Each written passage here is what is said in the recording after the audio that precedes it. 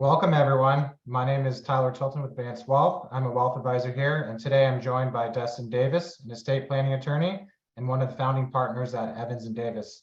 Dustin, thanks again for agreeing to join this webinar and co-host with me. Absolutely.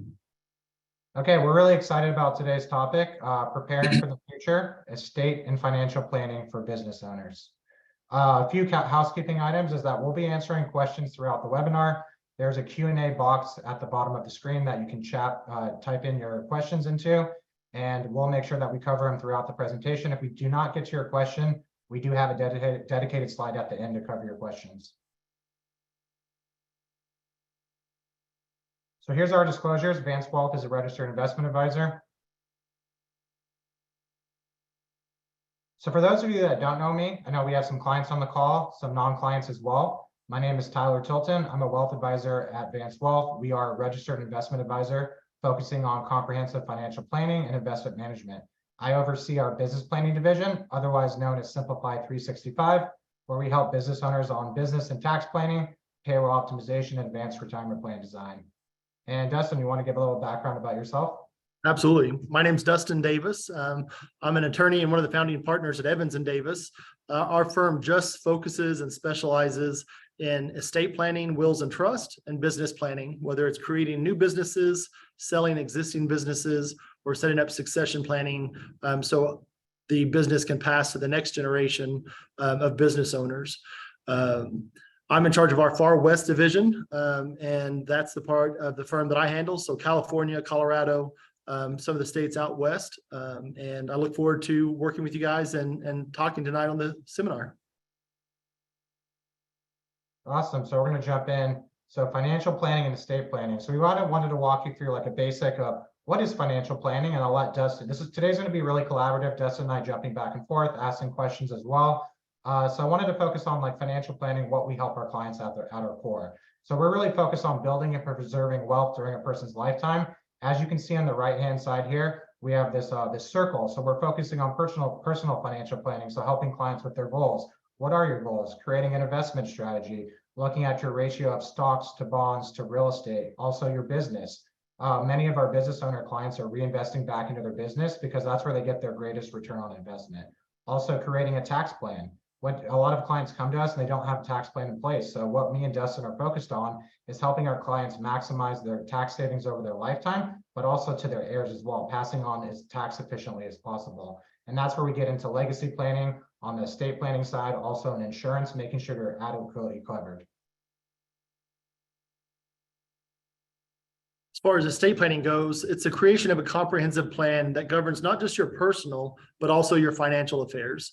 That means anything from your personal assets and your personal life to your business, to decisions that may need to be made during your incapacitation or later in your life. We think it's important not just to have your estate planning done and your financial planning, but also to have several seats at the table, including your CPA, your insurance professional, so that we can all work together to serve you and your family moving forward.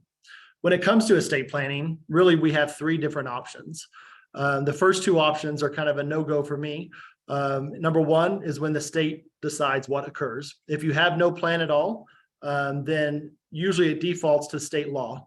California law is going to say who's going to be in charge of your estate. It's going to say who receives your assets, and it's going to say how they receive those assets. The second option that you have is having a basic will-based plan. Even though you have a will-based plan that's either been prepared by yourself or by a professional, in California, it still requires that that document be ratified through the court system. Many times you've heard about probate, and under option number one and option number two, even with a will, your estate would be subject to probate.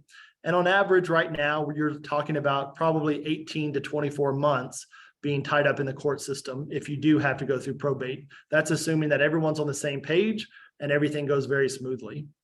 Our third option when it comes to estate planning is my preferred option, and that's having a living trust, sometimes called a revocable trust.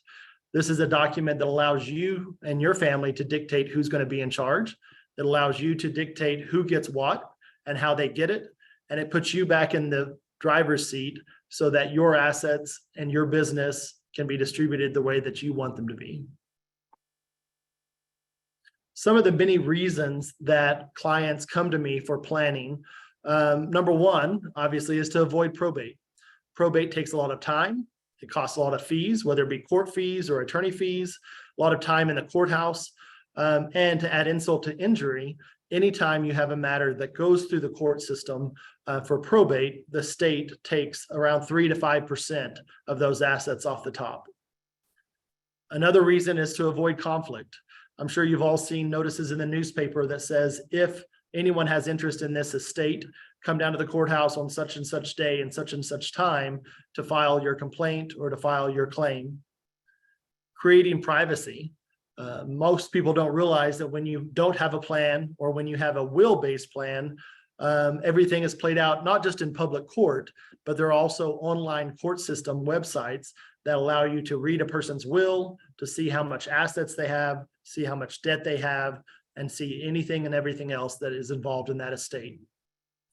Planning for guardianship matters is a great reason for estate planning, not just for your minor children, but also many times later in life, we personally, as older individuals, need to have a guardian of our person or a guardian of our estate as well.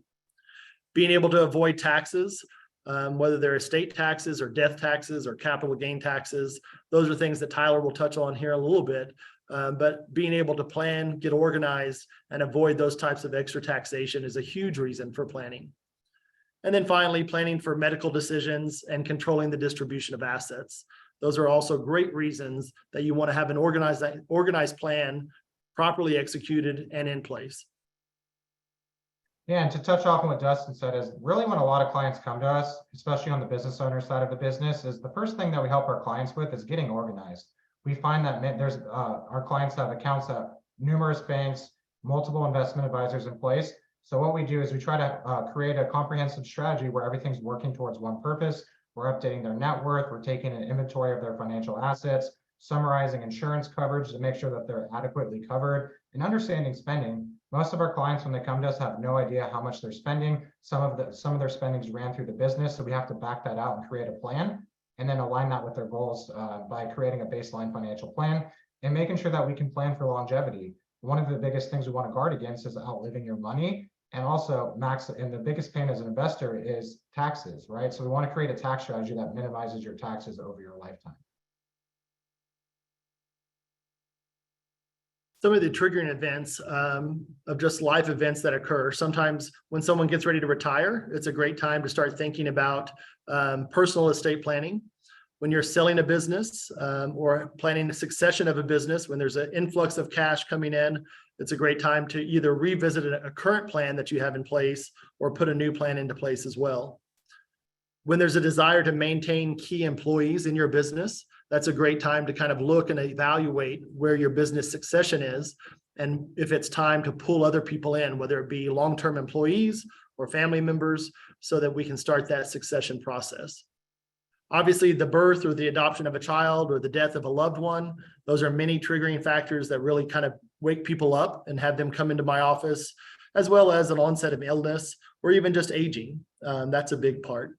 I know here in the next couple of years, especially in 2025, we're going to see a lot of changes in tax laws and a lot of changes in other requirements, both on the state and federal level. And so we're already seeing a push of people coming in, asking questions about those changes and asking about how they can protect themselves. Obviously, as we've just lived through the pandemic years, that was a big triggering event because a lot of people had extra time on their hands where they didn't have to procrastinate any longer, but also kind of made us realize that we're not in a situation anymore where anything and everything can happen. Justin, question on this for you. Where do you see most of your clients coming from? Like what trigger events are like most common over the last year or 2 years? You know, I think over the last couple of years, it's usually when someone has either lost a loved one or they've started to transition into retirement or starting to look at succession. We're having the biggest transfer as the baby boomers start to retire. So we're having a big transfer of wealth and a big transfer of companies and assets and everything else. And so I think a lot of people have kind of set back and started to reimagine where they're going to be in the next 5 years. And so that's been a big triggering event. Yeah, they're estimating about 8 to 12 trillion is going to be passed in wealth over the next 5 to 10 years. That's amazing. When we talk about planning on the personal side, when you hear the term global estate plan or any type of estate plan, typically a comprehensive plan is going to include a revocable trust. Sometimes if it's asset protection or wealth protection, it may also include some type of irrevocable trust, like a legacy trust, a dynasty trust, or even a life insurance trust. Most of those plans are going to include a last will and testament or a pour over will. For your business, many times you hear the word buy-sell agreement for your business, which is basically a will or a trust for the succession of your business. Financial powers of attorney, medical powers of attorney, directives to physicians or living wills, those are just as important as any part of the financial side of your plan as well. So the financial side of your estate plan is just as important as the medical side. And in today's society, we all have to have HIPAA authorizations or HIPAA agent forms. Don't be dismayed when we're talking about the actual documents inside of the estate plan. I've looked at tons and tons of plans over the last 20 plus years that the plan or the trust or the will had been drafted very beautifully. But if the plan was never funded with your assets, if your home was never deeded into the trust, or if your bank accounts were not assigned or your business wasn't assigned to the trust, the paper that trust was written on isn't any good. So the funding aspect of your trust, especially here in California, is just as, if not more important than any other part. And then the ancillary documents of things like a funeral service memorandum or a personal property memorandum, those are just ways that we can also make sure that our personal wishes or our personal desires are honored after we're gone. One of the most intriguing, I think, slides that I have today is talking about how a family trust can not only help you on your personal side, making sure the right people are in charge and making sure the right people get the right things, but also talking about how we can creatively use it to balance or equal out your estate. I think the biggest conflict that I see in families, especially business owners, is when one or more of the children are involved in the business and one or more of the children aren't involved in the business. Many times parents feel like they have to spread the business across all 4 kids just to make sure that it's equal or make sure that it's fair. And honestly, fair is not always equal, and equal is not always fair. And so inside the trust, we can help balance things out or equal things out by giving the business to the kids who are involved or the kids that are interested, and then balancing that out with cash or life insurance or other assets to make sure that the business and the family stays together the way that it should. When we talk about business succession planning, again, this can be just as important as our personal trust planning. For those of us who are business owners, typically businesses represent more of our wealth than any other investment that we have. I think something that's very important to point out, many of us have heard of the Midas curse, but when it comes to family businesses, the number one thing that makes a family business fail is not having planning in place or not having adequate planning in place. From this chart, you'll see 100% of small businesses lose 70% in the second generation. Then when we get to the third generation, it drops even lower, another 12%, and then the fourth generation to 3%. The number one statistic there is either because there was no plan in place, and so the probate court ended up deciding and dictating how the business was going to be split, or the fact that families felt like they needed to make things fair, so they split the business between people who were interested in the business and people that were not interested in the business. In those cases, not only did the business fail, but many times it caused irreparable harm to the family unit itself. And so the family lost the business as well as the congruency of the family. Yeah, I think that's super important too, is like putting the right estate planning in place, because 70% of the wealth, usually when we have a client that's selling like an exit planning and passing wealth to the next generation, is lost by the second generation. And then by the third generation, we see that 90% of the wealth is gone. Absolutely. And I think another important thing is if the planning's not there, you can lose those long-term employees who are just as vital to the business as the owners are, or as the family is as well. Business basics, some things that I point out to my clients, it's 2023, and we live in a different world. You can't be a sole proprietor anymore. You really must have some type of formal business entity, whether it's a corporation or an LLC. Limited liability companies are the easiest companies to deal with in today's society. They allow you to have the same tax treatment as an S corp. They allow you to have the same liability protection without the necessary administrative paperwork that many times you get bogged down with on C corps and S corps. Making sure your operating agreement for your LLCs are up to date, or your bylaws for your corporations. Time and time again, I've seen businesses go through lots of struggle, especially in litigation, when your corporate documents are not maintained the way that they should be. Having employee contracts or employee manuals, those are very important, as well as a succession plan. We can't harp enough how important it is to have a buy-sell agreement in place or some type of succession documents in place, so that if and when someone dies, or when they retire, or when they leave the company, we're not having to negotiate the succession or of the business at that time. We've all said that when there's death, there's emotion. When there's money, there's trouble. And that's the same with a business as it is in your personal estate. And then Justin, question on the entities. You see, so we come across a lot of S corps, and I know one of the recommendations that you said is filing as an LLC with an S election. And you just want to explain the benefit of doing that versus just doing a traditional S corp? Absolutely. There's sometimes when you have to be an S corp, and that depends on the type of company or the type of entity that you are. And then sometimes, really an S corp was made for when you had multiple owners or multiple investors. And so I always say the rule is if you have, 10 to 100 investors, you should probably be an S corp, because S corp has rules and regulations in place where you have to do annual minutes and you have to do board reports and things that are a lot of paperwork, but it's necessary when you're reporting to investors or people that may not be involved in the day-to-day operations of the business. The reason that I prefer LLCs is that now you can also have the same type of liability protection as an S corp. You can even file an election with the IRS to be taxed like an S corp, but you're not required to do annual minutes. You're not required to do board meetings or resolutions or any of that paperwork that many times small to mid-sized companies don't have the time to do. When you're trying to make money and be profitable, it's hard to think about all that administrative paperwork as well. The downside is if you are an S corp and you don't do that paperwork, you don't do your annual meetings, or you don't do your annual minutes, or you don't do your board resolutions, if you're ever in litigation and it comes out that those corporate documents are not up to date or have never been done, you can lose your liability protection. So my job is, and my goal is, to try to make sure the businesses have the least amount of administrative overhead and the most amount of protection. So getting back into business basics is, I wanted to make you aware of some upcoming, I think 2025 is a key theme in this presentation as we wrap it up.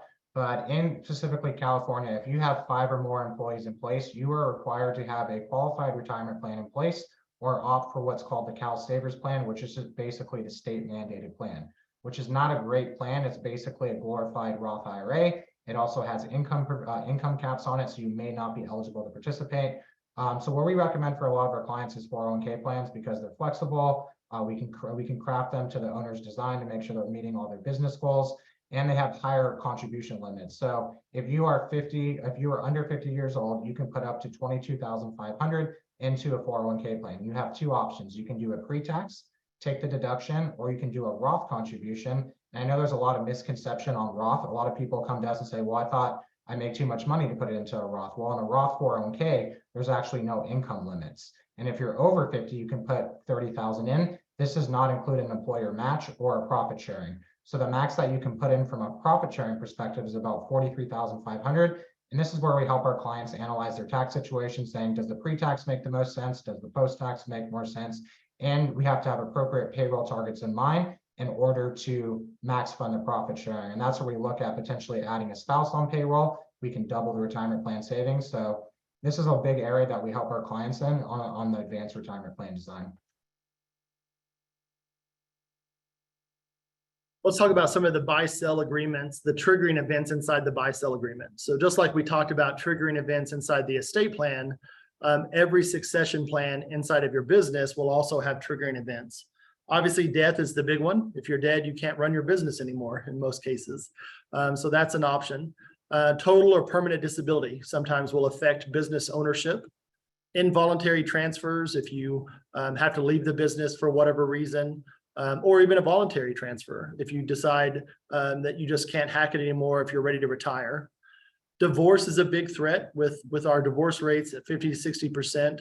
Many times divorce can threaten the business and the profitability of the business moving forward.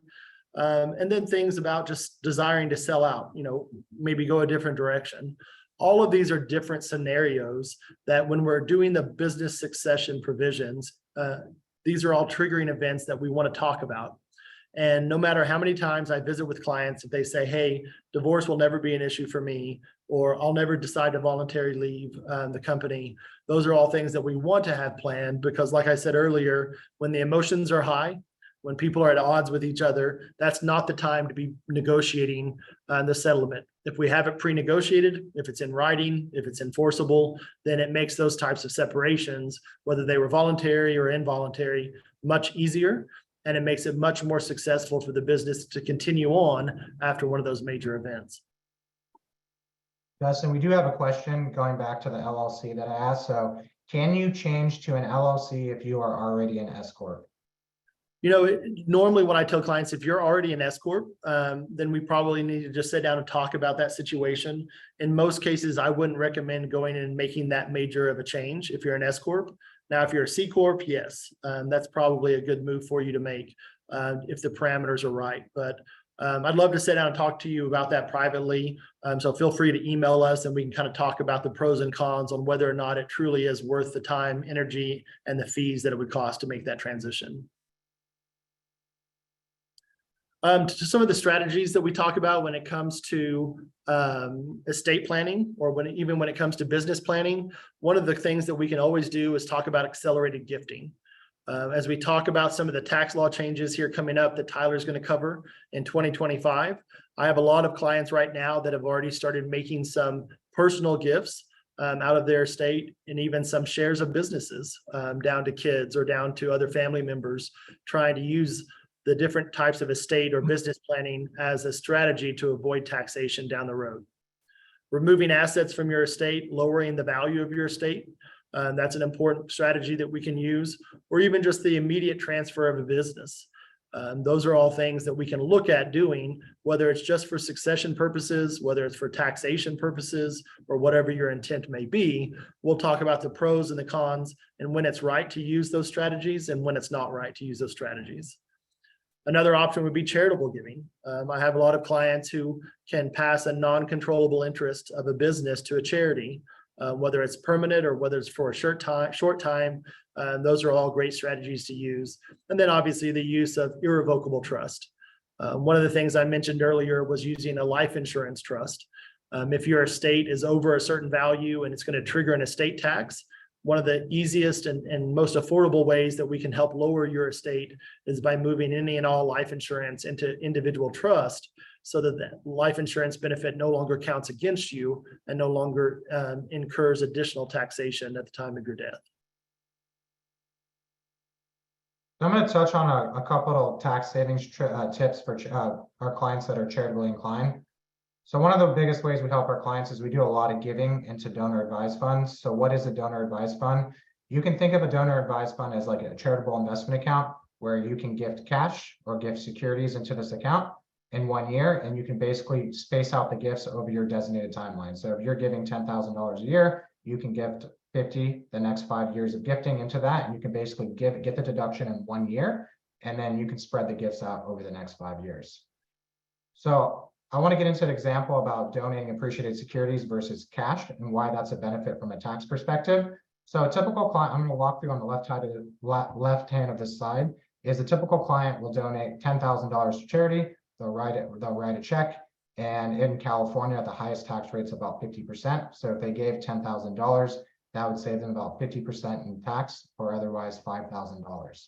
If we look at giving appreciated securities, so let's use an example of you bought Apple for about $2,000, the current value is $10,000. You have what's called an unrealized capital gain of $8,000. So in the highest tax bracket in California, if you sold this position, you would have to pay about 35% in capital gains. So what we do for our clients is we gift this security either directly to the charity, or into a donor advised fund. So the $10,000 Apple stock goes into the donor advised fund. Your tax savings is actually closer to 78% doing it this way. We would then take the cash that you were going to give to the charity or your donor advised fund, and we would repurchase the security. So it resets your cost basis. So you would eliminate, in summary, you would eliminate a 35% capital gain, and you'd also save 50% on your tax return. So again, that's closer to 78% in tax savings. So as Dustin mentioned, we do have some tax changes coming up. Under the Tax Cuts and Jobs Acts of 2017, you can see on the right-hand side of the slide under 2023, this is married filing jointly. So these tax codes are set to sunset on December 31st of 2025.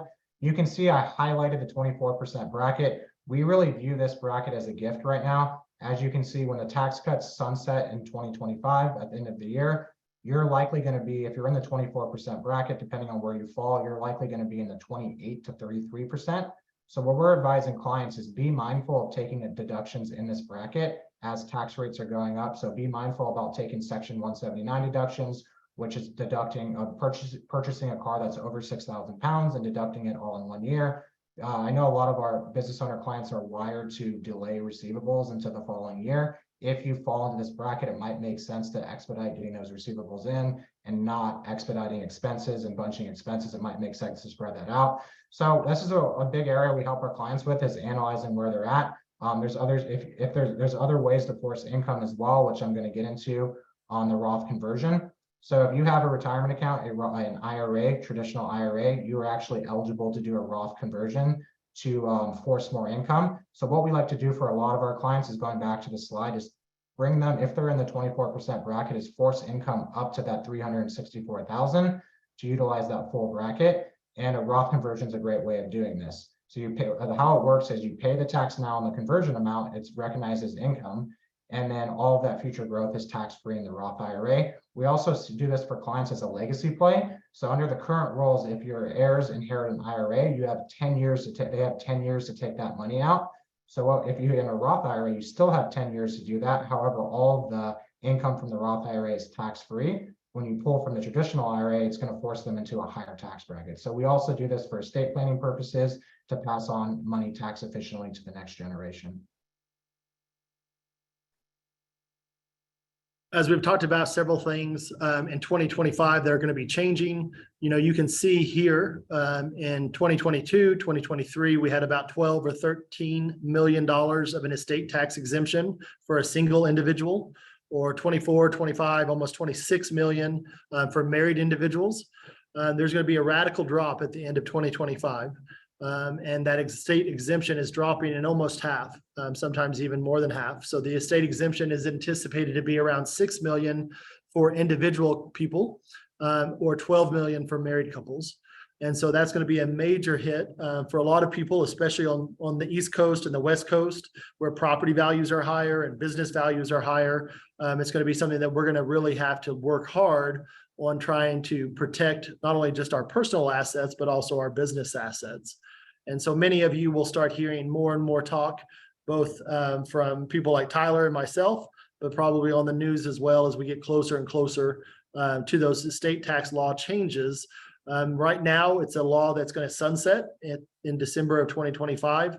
And so if Congress does not act, then it looks like this is what we're headed towards. And so we'll be keeping our eyes on that, and you'll be hearing more from us in the coming months.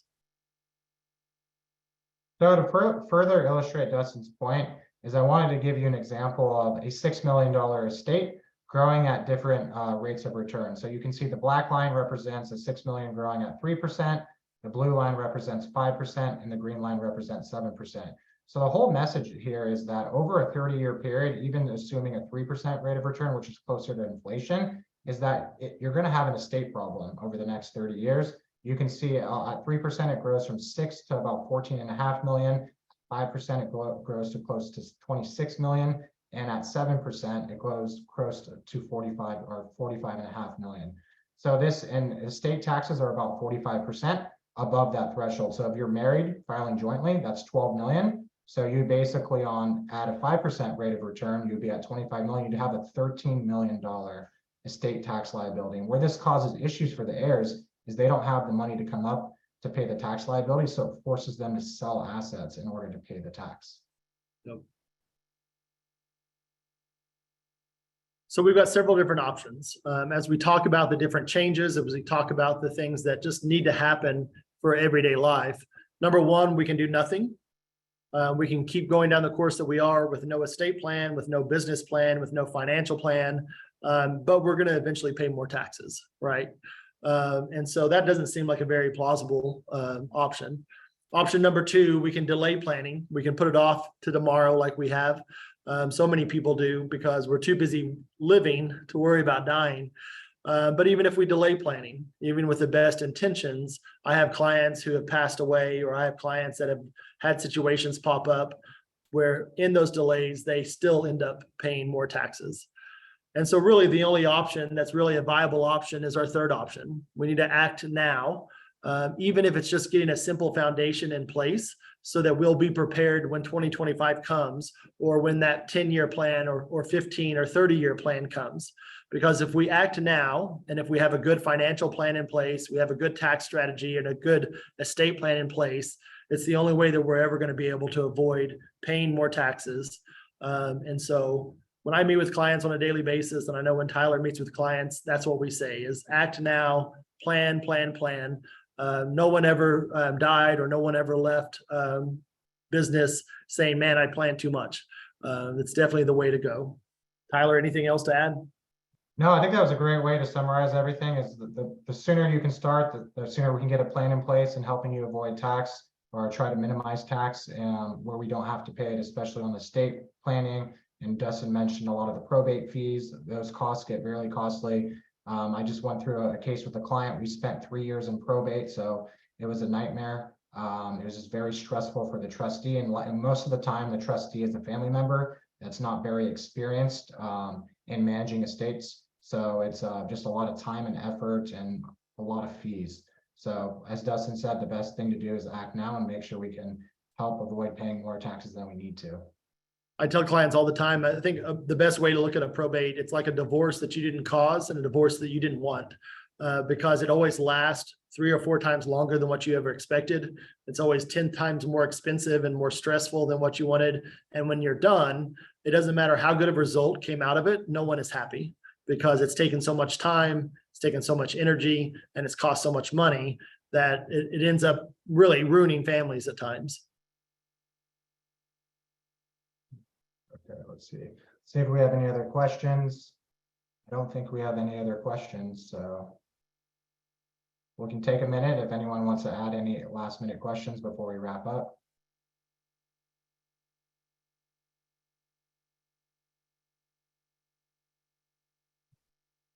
So Dustin and I both offer a complimentary consultation. So you can scan the QR code for either of us to book a consultation with us.